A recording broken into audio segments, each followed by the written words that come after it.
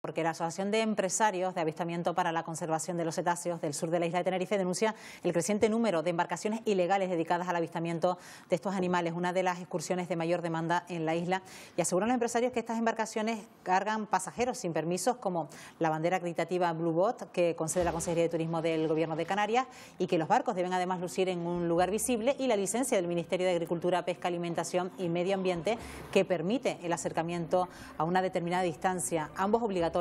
Aseguran que hay unos 60 barcos dedicados al avistamiento de cetáceos, y de estos muchos son barcos privados que hacen estas excursiones a turistas sin estar autorizados. Pues esta mañana nos acompaña el abogado Alejandro Quintana, de la Asociación de Empresarios de Avistamiento para la Conservación de Cetáceos. Señor Quintana, ¿qué tal? Muy buenos días. Muy buenos días. Y también Antonio San Pedro, que es biólogo. Señor San Pedro, ¿qué tal? Muy buenos días. Buenos días. Gracias por estar aquí esta mañana. Muchas Bueno, hablamos incluso también de unos hechos ocurridos el pasado 24 de febrero, señor Quintana, un caso que está en la Fiscalía de Medio Ambiente y que todo viene a raíz y documentado por unas imágenes que han sido grabadas por un turista que iba en otra embarcación. Efectivamente, así han sucedido los hechos. Por desgracia, estos hechos son más habituales de lo que podemos pensar y realmente son graves. Estamos hablando de pues, una embarcación que, sin respetar las distancias mínimas, ¿no?, de acercamiento, que son 60 metros cuando hay una sola embarcación, pues realmente pasa por encima de un grupo de calderones tropicales, una especie protegida, una especie amenazada. Y bueno, pues le pasa por encima. Esto es una acción susceptible de provocar daños graves, de partir las aletas, incluso de provocar la muerte, ¿no? Y por supuesto, esta actividad que se realiza todos los días, ¿no? Decimos que hay una proliferación absoluta y descontrolada de embarcaciones ilegales que no respetan de manera habitual este tipo de normativa medioambiental.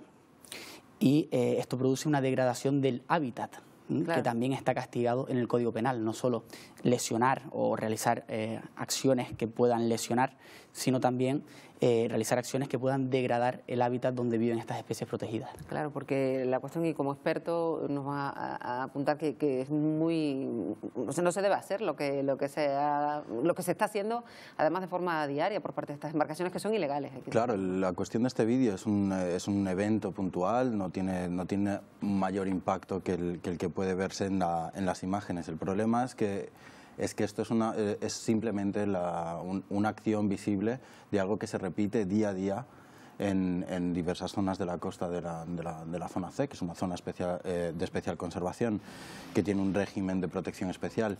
Entonces esto está afectando de forma grave a la población, como ha demostrado la Asociación Tonina, un grupo de biólogos de aquí de la isla.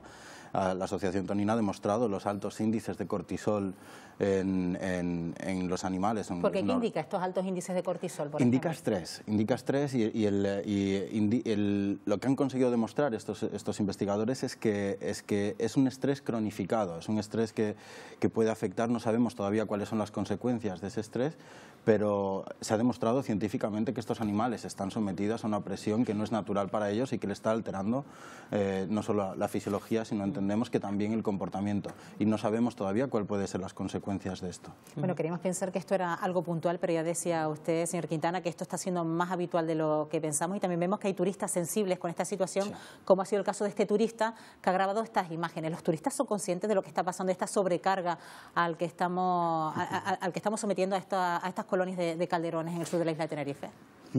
Yo considero que ellos realmente no son conscientes del problema que tenemos en Canarias, y me gustaría resaltar que este problema ya en el año 1995 se dicta un decreto por el Gobierno de Canarias en cuyo preámbulo se deja clarísimo que ya el problema existe. Estamos hablando de hace 23 años. Hoy en día el problema no solo continúa, sino que se ha agravado.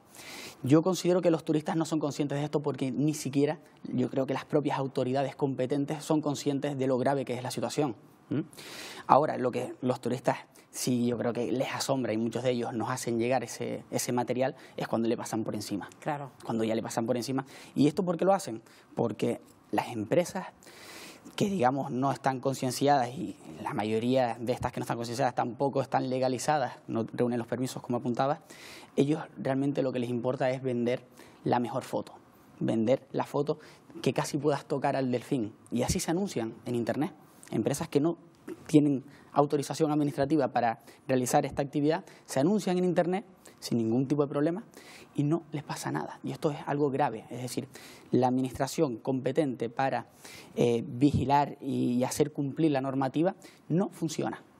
Eso hay que decirlo abiertamente y esto es lo que tiene que cambiar. Claro, porque además habría posibilidad de observar a estos animales. Son un espectáculo de la naturaleza, lo tenemos en Canarias, pero siempre, como hacen los empresarios que cumplen las normas, pues se hace desde una distancia prudencial, bajando el ruido, teniendo un cuidado especial, que es lo que se debe hacer bien para así que un experto como un zoólogo diga, bueno, así se puede mirar a las ballenas. Exacto, hay una manera ordenada de hacerlo, hay una forma muy lógica de hacerlo, pero hay un problema de base en términos de gestión en Canarias, que es el cómo hablamos de turismo sostenible, intentamos promover la sostenibilidad en el turismo en la isla, pero esto en realidad es papel mojado, porque para medir la sostenibilidad tenemos que saber cuánto usamos del recurso natural y cuánto puede tolerar el recurso natural. Digamos que una capacidad de carga turística, tenemos que saber cuántos barcos puede tolerar la comunidad de calderones residentes. Si no sabemos eso, si no invertimos lo suficientemente en conocer ese dato, todo lo que podamos decir sobre sostenibilidad va a estar vacío. No podemos medirlo. Es imposible medirlo si no tenemos algo a lo que agarrarnos. Si además los criterios para legalizar una embarcación no son supervisados bajo criterios de sostenibilidad, sino simples trámites administrativos o burocráticos, al final la propia motivación que impulsa la ley o la regulación no existe. ¿Y hasta qué punto estos animales son capaces de percibir esos peligros, esos encuentros con los turistas a través de estos barcos? ¿Es como si también se sintieran acosados por un depredador? ¿Se sienten igualmente? Puede ser, no sabemos, no podemos estar en la mente de un animal, pero sí podemos saber cuáles son las consecuencias de esas interacciones. Hay muchas cosas y estudios que se pueden y se están haciendo ahora mismo en el sur de la isla, pero lo que sí sabemos, como decía antes, son estos datos que son incuestionables sobre el efecto que tiene en términos de estrés en la población. Vemos todos los días cómo modifican su comportamiento, vemos todos los días cómo tienen que emprender la marcha cuando seguramente no era el momento para hacerlo, cómo tienen que modificar su día a día y su ritmo de depredación por la presencia de los barcos. Si fuera de una forma ordenada seguramente no habría ningún impacto, pero realmente el impacto que puede producir un grupo de barcos enormes rodeando al mismo grupo de animales es enorme. Y apuntaba el señor Quintana lo que supone también esto en cuanto a competencia desleal con respecto a las empresas que sí que cumplen las normas, que sí que establecen la distancia prudencial, que sí que reducen el ruido.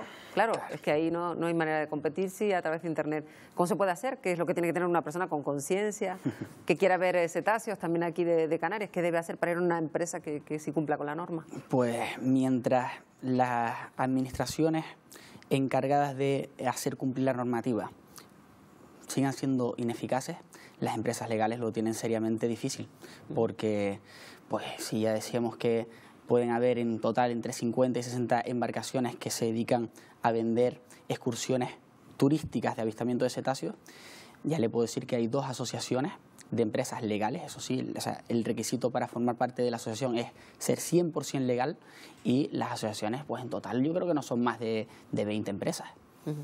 Por lo tanto, más de la mitad de las embarcaciones son ilegales, con el impacto que ello supone para el medio ambiente y para las empresas legales en términos de competencia desleal. Y también hay que poner coto a esas licencias. Si esas 60 empresas se quisieran ser legales, ¿podría asumir el sur de Tenerife la sobrecarga de todas esas embarcaciones sobre esas colonias de cetáceos? Probablemente no, pero no se sabe a ciencia cierta, porque como bien decía Antonio, se tiene que hacer un estudio de la capacidad de carga. Se tiene que saber cuántas especies, cuántos individuos más o menos residen y pues, como evidentemente es un recurso natural limitado, también el número de licencias tiene que ser limitado, porque si no agotamos el recurso. Es muy habitual, de hecho yo les invito a que vayan y lo vean con sus propios ojos, eso sí, vayan a un barco que tenga distintivo de bandera azul, que esos son los legales, aparentemente, y cuando lleguen allí podrán observar cómo se apelotonan hasta 8 o 10 embarcaciones alrededor de 4 o 5 ballenas y las persiguen durante 1 hora, 2 horas. Esto no se puede hacer, realmente no se puede hacer. La normativa establece unos márgenes de distancias que tú no puedes ya entrar dentro de ese perímetro, y cuando hay más, o sea, a medida que aumentan las embarcaciones, aumenta progresivamente también la distancia que tienes que guardar con eso. Eso no se cumple, pero de manera habitual.